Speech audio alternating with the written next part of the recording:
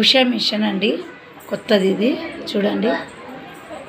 ఈ మిషను దారం ఎలా ఎక్కియాలంటే ముందు థ్రెడ్ని ఇక్కడ ఉంచేసి ఈ దారం వచ్చేసి ఇలా ఇక్కడి నుంచి ఇలా వచ్చేసి అట్లా వచ్చేసి ఇక్కడి నుంచి టచ్ చేసి ఇట్లా వచ్చి ఇది ఇలా అది దీంట్లోకి ఎక్కించి తర్వాత ఇలా ఇలా ఇలా ఇలా వచ్చేసి ఇట్లా చూడండి